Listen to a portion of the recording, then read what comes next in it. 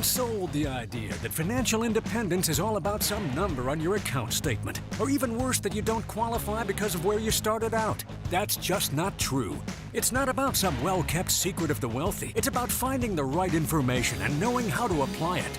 On the Get Ready for the Future show, we're answering your questions so you can start making real financial change today. The journey to true financial independence begins right here, and it starts with you. That's what we're about here at the Get Ready for the Future show, helping you to discover, protect, and share true financial independence. We're on radio, we're on podcast, we are online, wherever you find us today. We are glad to have you along. We are answering your questions as always, and you can get them to us by calling them in, or texting them in to this number, 501-381-5228. Again, it's 501-381-5228. You can also send an email to show@getreadyforthefuture.com. Got some good questions for you today. I'm Scott Inman. John Shrewsbury with me. We're going to be talking about HSAs, 401ks between two employers. How much cash should you have on the sidelines? And what to do about taxes and inherited IRAs. We're covering it all today. Yeah, and both of us got the plaid shirt memo today. Well, I have a plaid shirt memo every day, I think. Well, I've been accused of that anyway. Well, you are Mr. Plaid. I do own some solid shirts, but around here they think I'm just always wearing plaid. But well, prove it. Yeah. But next week we'll put it on the schedule. Okay. And you've shown me up once again with the coat, though. I just toned down the plaid. Is what I'm trying to do. Yeah. So you can get busy in front of the brick wall behind us. Yes, absolutely. All right, so you ready to dive in? Yeah, let's do this. Okay, we're going to start with Alicia from Bentonville. Here's her question. How much cash should I have on the side beyond the emergency fund? Thinking of sinking funds for car, home, repair, vacations, etc. What's a good rule of thumb so I'm not keeping too much cash, but still have enough liquid assets to make purchases at the right time and before retirement? Great question, Alicia. We appreciate you sending that in. And, the bottom line is there's certainly no rule of thumb that applies to sinking funds. And I guess we should probably start by defining what really traditionally that is. But she's talking about here, John, setting aside, which is a great idea so that you don't have to borrow money. Yep. Set aside a lump sum for large purchases above and beyond what you have set aside that is prepared for emergencies. Yeah, this term sinking fund is actually refers to paying off a bond by a company. They put money back, so when that bond matures, they've got the money to actually do that. And it's kind of the same thing here, except you as you said, Scott, you're planning a purchase, you're wanting to buy something, and you're saying, okay, it cost X number of dollars, let's say $1,000. So I'm going to save $100 a month for 10 months, and then in the 11th month, I'll be able to buy that item, whatever it might be. So having a sinking fund is a great idea, and we love that idea to keep you from borrowing the money and then paying it off, because you're going to do that with interest, and sometimes high interest with a credit card. But as far as the overall line of thinking, here's what I would say. Emergency funds are forever, and sinking funds kind of come and go, because once you buy that item, then you don't need that sinking fund for that item again. Now, you may want to redirect those savings somewhere else, but I think you've got to have this kind of mental accounting mindset, Scott, of having your emergency fund be okay in this account or kept up on a spreadsheet or however you want to do it. And then separately, you're saving for those various items, because what you don't want to do is you don't want to delude yourself into thinking, oh, I've got my emergency fund covered. And oh, by the way, I'm going to go take $1,000 out of that emergency fund and go buy this thing. Well, all of a sudden it just became not an emergency fund, but a put and take account. I think you have to have both. You have to have the put and take account as far as your goals are concerned and the items that you want to buy, the sinking fund, if you will. And then you have to have your emergency fund that you have in reserve for true emergencies. And then if you have a true emergency, then you redirect your savings to build that emergency fund back up as soon as possible. That's what I was going to say, because I think it's important to point out that's the difference. Your emergency fund needs to be set at a specific amount. And if you have an emergency and use some of those funds and they are depleted, you have to set your priority to replacing that, right? So what is a good emergency fund? Because that's the step process. We're going to have to determine that before we get into the sinking fund. And it sounds like Alicia has a an emergency fund. We don't know how much he has in it, but a good rule of thumb here would be 3 to 6 months of household expenses. What's it going to take to maintain the household if there's no income coming in for 3 to 6 months? And, Dave Ramsey says, you could even go up to a year here. There is some availability here for comfort level. Yes. I think that a number like $20,000, let's say,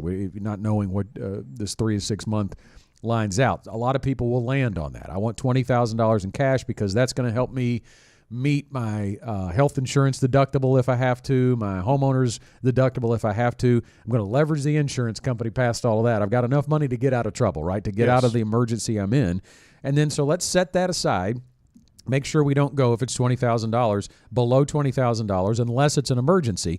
And then I think it is a good idea, to your point, to have another account. I mean, you could build on that. If you wanted to have it in the same account, you could say, okay, the first 20 is emergency, the next 20 is my sinking fund.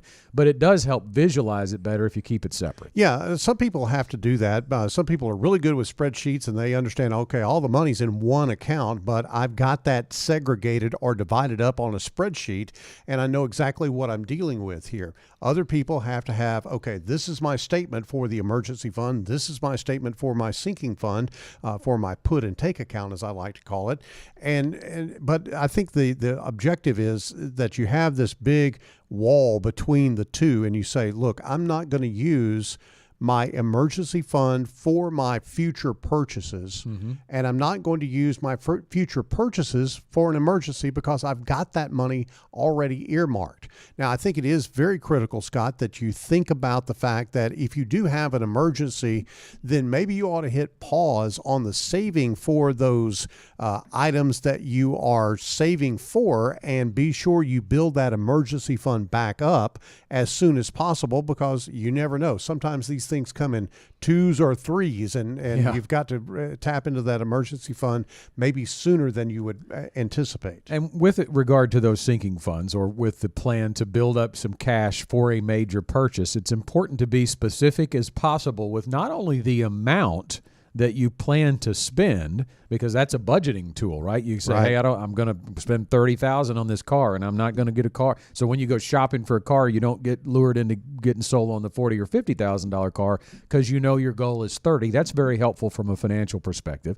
But from an investment perspective, and we haven't talked about the investment side of this because Alicia's talking about cash, but I think it's very important to be as specific as possible on timeline. If it's a vacation that you're going to take next year, absolutely you need to be building that savings in cash. If it's a dream vacation you're going to plan to take in 10 years or 8 years, I don't know that cash is the best place to do that. Yeah, emergency funds are really good to be in a bank savings account, so you've got immediate access to it, or even a money market account, which you could write a check on or have ACH'd into your banking account in a fairly short amount of time.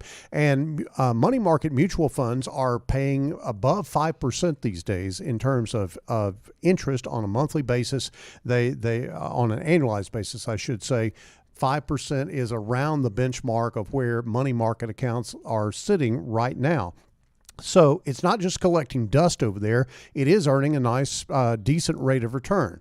However, if you, as you said, Scott, if you're going to take that vacation in 10 years, you might want to get a little bit more adventuresome, maybe not invested in individual stocks or anything of that nature, but maybe a good diversified mutual fund would give you some growth over that 10-year period of time where you're not just plodding along at 5%. You might actually get a little bit of extra help in meeting your goal from investing in a very diverse, safe, widely invested mutual fund that could be a benefit to you down the road. Of course, that does involve some additional risk. You're going to see the fluctuation of that account go up and down, but the fact that you've got that 10-year time horizon before you need to use that money, I think is helpful in that situation. We're going to branch a little bit away from Alicia's question here to also kind of refer to this in terms of retirement, right? So if you know, when it comes to being as specific as possible, when you're going to retire, you need a plan that involves all these components as well, right? You need some equity exposure for long-term growth, for money you're not going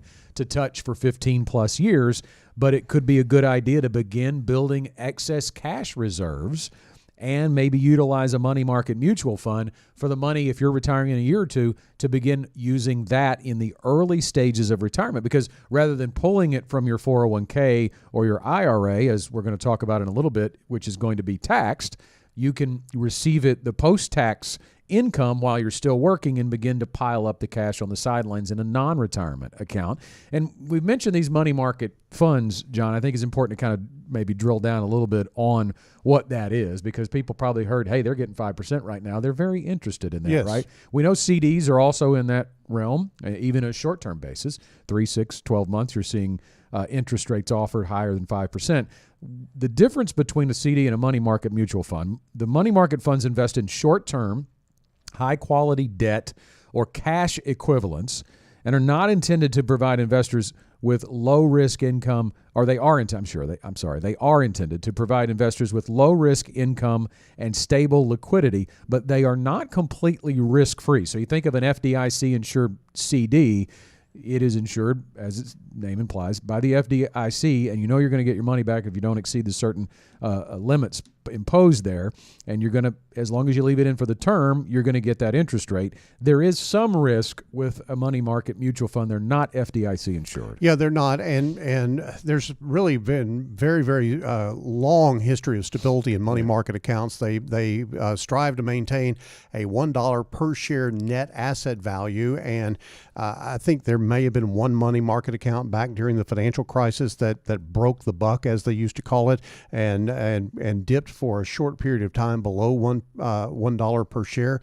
But money market accounts invest in very, very short-term, high-quality commercial paper, government bonds, and things of that nature that are very, very safe in terms of their risk factor. So there is some risk in a money market account, but you're not likely to see market fluctuation in that account. Yeah, so you think about the use for it, it is more liquid than a CD because you can get in and out of it with the daily pricing, but the interest rate's also variable. So, that's right. So if we do see interest rates go back down in the future, you'll see that interest rate go down as well. We were not talking about money market funds 2 years ago. That's right. Let's put it that way. Yeah. Scott, you were talking about retirement a minute ago, and I want to be sure that everyone is tuned in and you have this on your radar. September's a really busy month for a lot of people for a lot of different reasons, but I want to be sure you have this on your radar about our Social Security workshop coming up over in Hot Springs at the Hot Springs Convention Center. It is going to be Tuesday, September 26th at 6:30 p.m. Now, I know that may sound like it's a little ways away. Man, September has blown through. We're right in the middle of September right now, and I remember going, can we just get to football season? I mean, it was just a couple of days ago, it seems like. But we've got a special guest. Matt Emanuel is going to come in, and he does a great job of explaining and, frankly, cutting away a lot of the myths, a lot of the misnomers, a lot of the coffee shop talk that might not be totally correct about Social Security.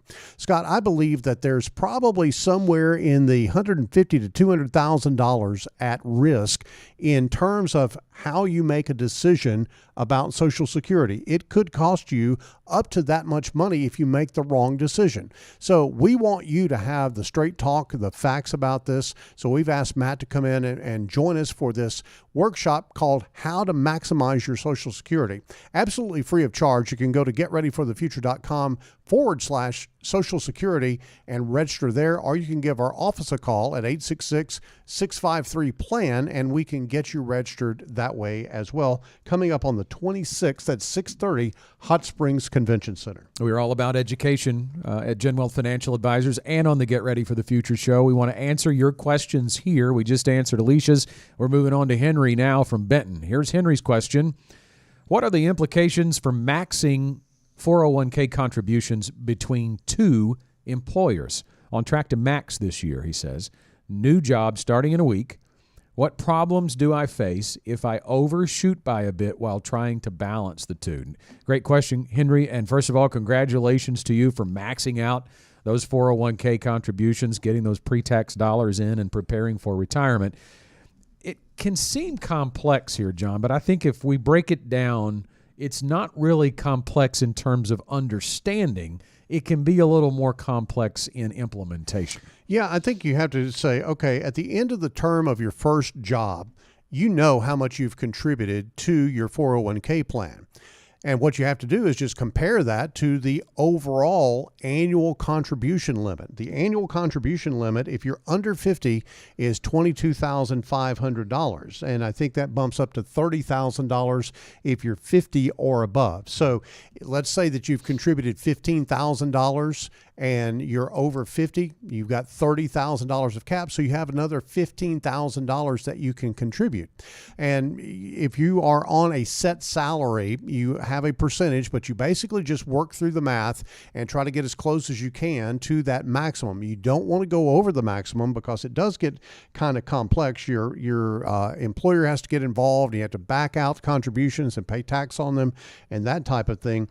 But the limit, Scott, on this only pertains to employee contributions. Your employer contributions do not affect your contribution limit. So that $30,000 or that $22,500 limit is not inclusive of what your employer puts away for you. So where this can get complex is if you are on some type of variable compensation. Yeah, and I think where this gets sideways is we see this in client meetings all the time, because we obviously, when we're planning for a client's retirement, we want to know what they're at the end of their work life they're going to end up with from an asset level. And some of that has to do with assuming some rates of return with what they have, but a lot of it has to do with how much they're contributing to their employer plans or to their retirement plans.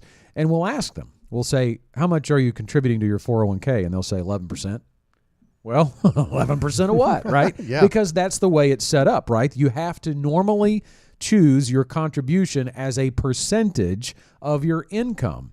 They don't let you just say, I want to put $22,500 in. And where this gets tricky, to John's point, and I'll tell you a personal example of this, is my wife, Sarah. She is in sales. So she has a structured salary, but then she gets quarterly bonuses based on performance, right? So if she sets 17% of her income as her contribution amount, well, that's pretty steady when she's getting those month-to-month paychecks. But when she gets a bonus, the employer is going to take 17% of that bonus. So what we have to watch, because she actually just got her bonus in September, is we are getting very close to hitting her cap before the year is over. Now, why does that matter? If you get you may be listening to that and go, well, if you can get $22,500 and no more, and your employer stops putting money in when you hit that cap, what difference does it make if you do it in September versus December? Well, here's the answer. The employer match. It is called a match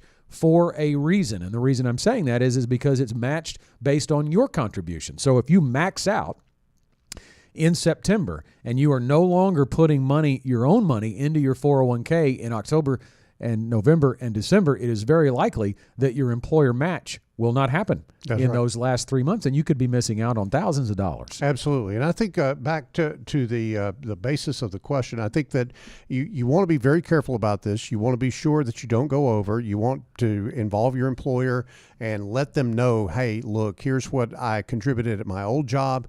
This is what I'm able to contribute in this one. Let's be sure that I don't contribute anymore, because then you get the IRS involved and it gets really complex and you end up paying taxes and maybe even a penalty. That's all we really needed to say, right? Yeah, that's it. You could get the IRS involved, so don't do it. But you just have to stay on top of it. It's pretty easy, I think, Henry, to look back and see what your year-to-date contributions were at the previous employer.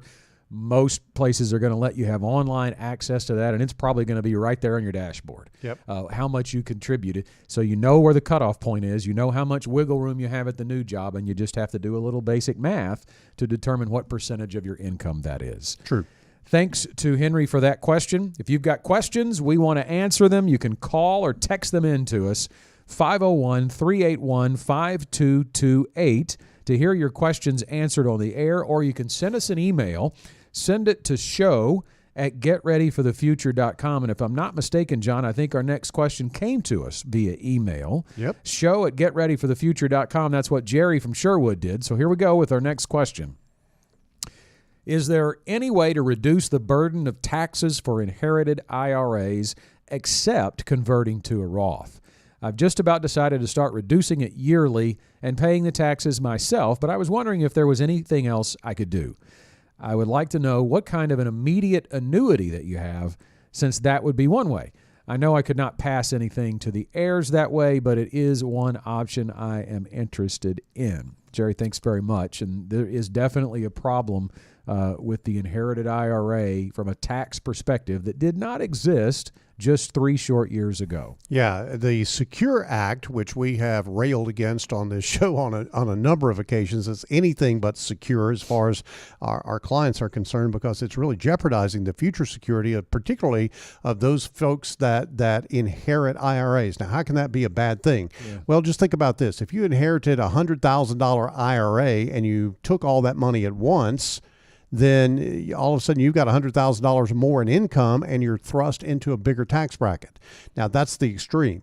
But that $100,000 IRA has to be divided up, and you have to take it out all within a 10-year period of time.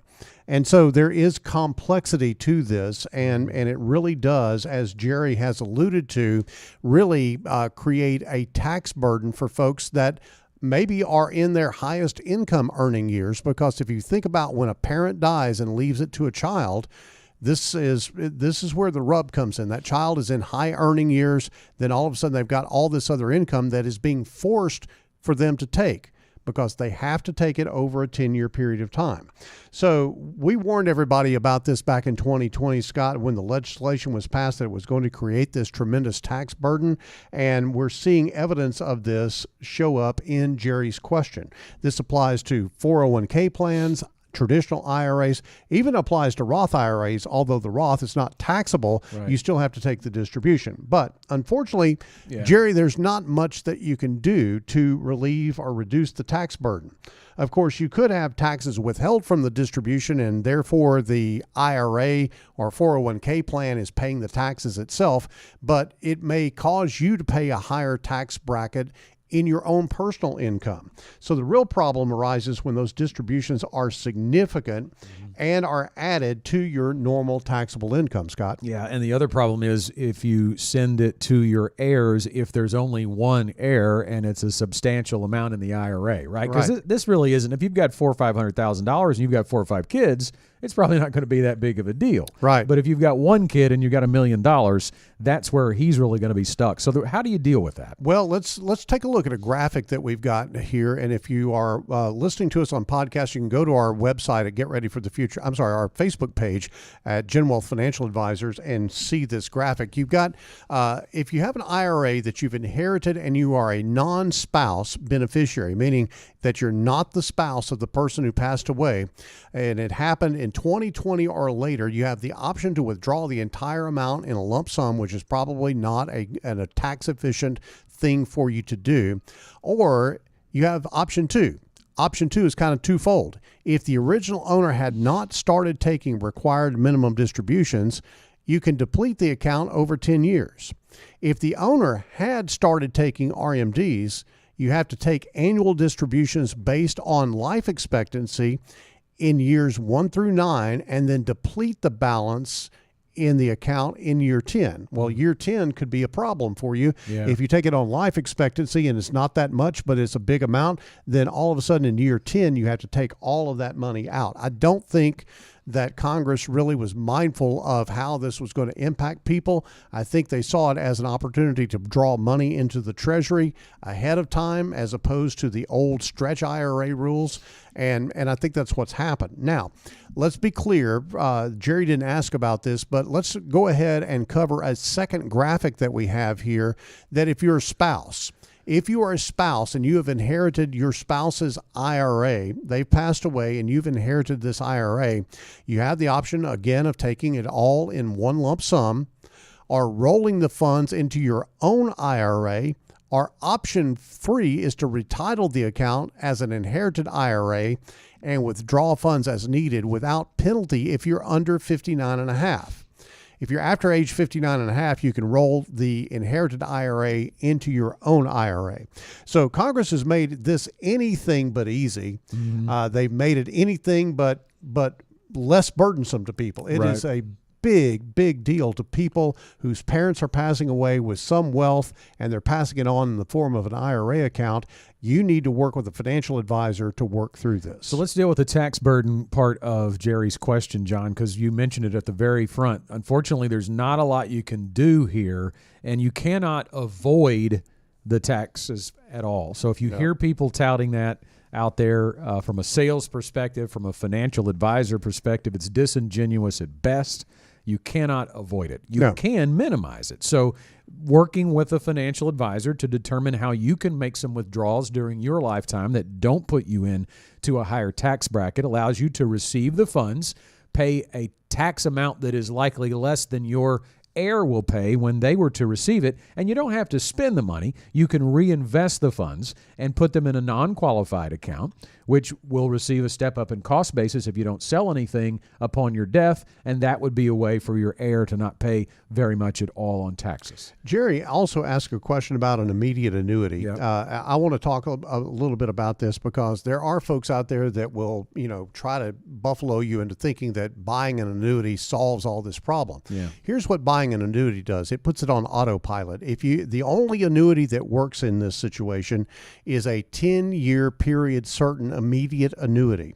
And you have to put the money into that 10-year period certain immediate annuity when you receive it as your inheritance and then start those distributions. If not, then you're going to be off schedule as far as the 10-year time frame is concerned.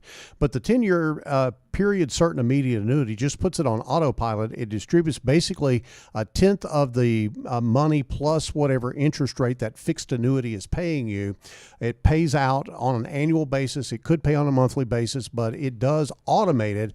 But there's no magic. It doesn't reduce the taxes or anything of that nature. It simply is an automated vehicle to make sure you don't screw this thing up and impose even more penalties on top of you in addition to the tax burden that you've already got. A couple other things you could think about here is a qualified charitable distribution. You wouldn't actually be able to spend the money that you're taking out of your IRA, but you cannot pay tax on that money. So if you're a charitable thinker, charitable minded, you're already giving to a church, let's say, and right now you're using after-tax money to do that, you could begin sending your church qualified charitable distributions from your IRA. Those are non-taxable if they are sent to a qualifying charity and directly to the charity. So again, you don't get to touch the money, but you're not paying taxes. That can be a way to reduce that. And then one thing, too, that people look at, too, now more than ever, John, is life insurance. Yes, life insurance is a tax-free inheritance.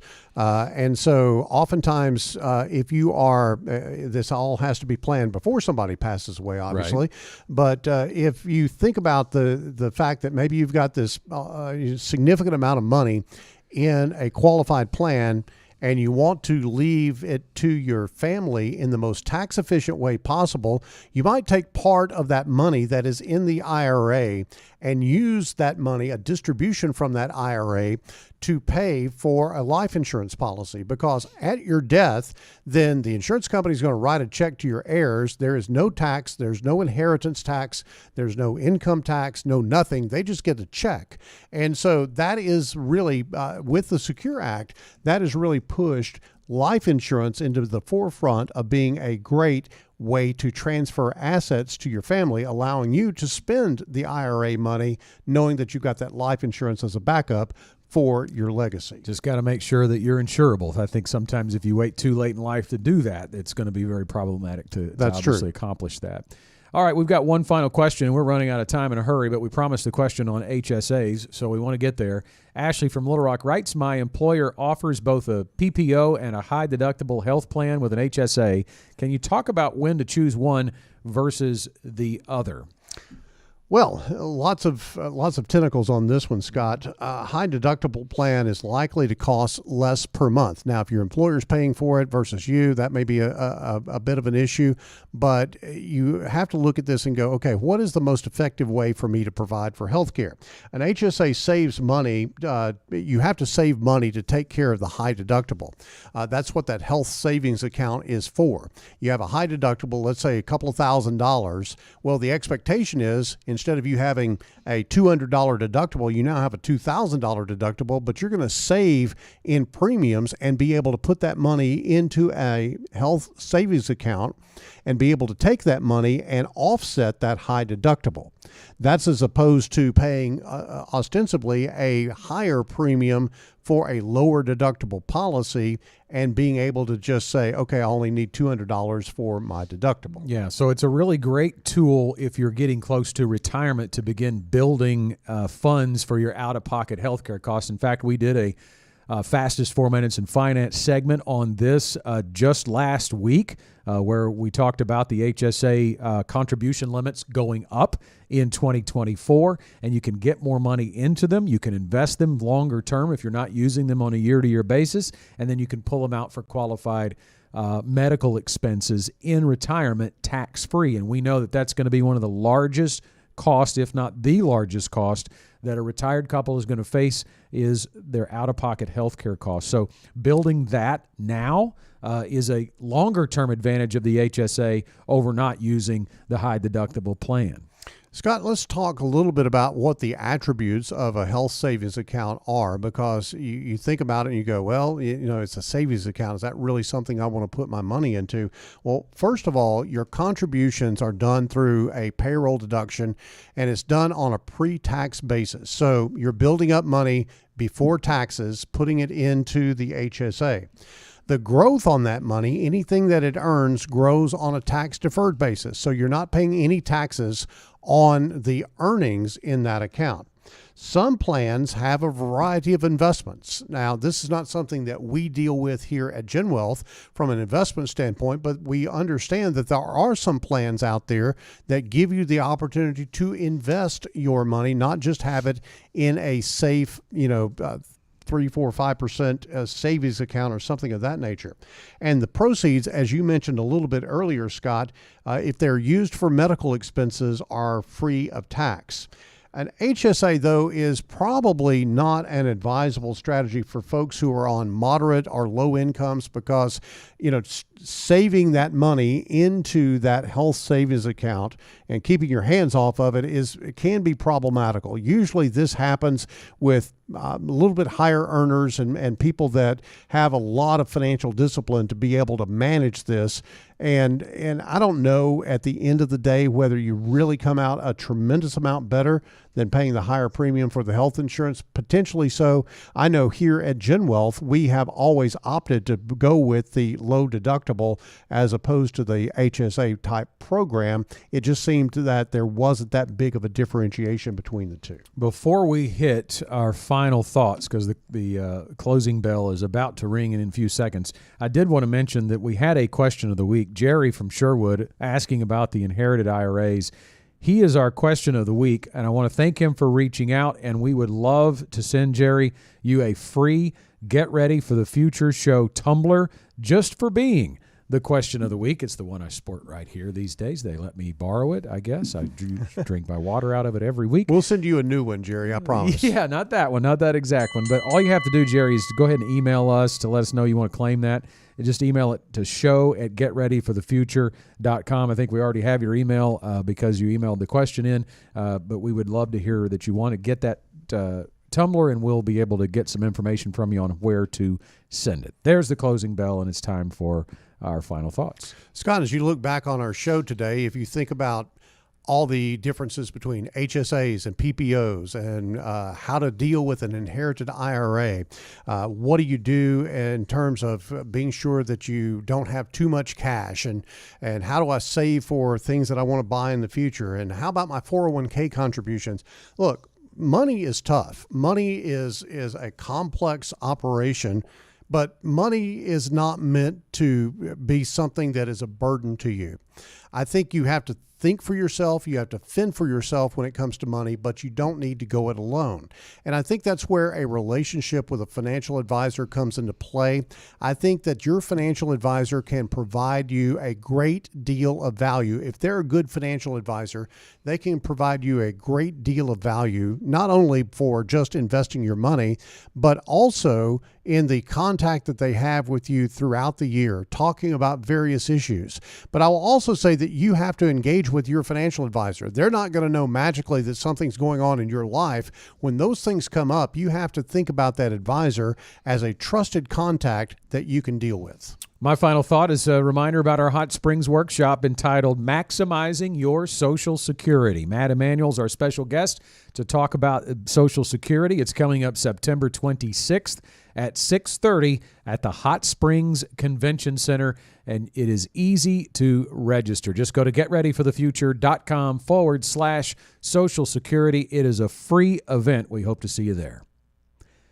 And that's all the time we have for this week's Get Ready for the Future show. You know, we only answer 4 questions in 35 minutes, but man, it goes by so fast. It does. We are so thankful to you for sending those questions in. We encourage you to do that. Call us or text it, 501-381-5228. See you next time. The GenWealth financial team is available to you 24/7 at info@getreadyforthefuture.com or call our offices at 866-653-PLAN. That's 866-653-7526. You should personally consult a financial advisor before making any investment, and no strategy can assure success. Securities offered through LPL Financial. Member FINRA SIPC. Investment advice offered through Independent Advisor Alliance. Independent Advisor Alliance and GenWealth Financial Advisors are separate entities from LPL Financial.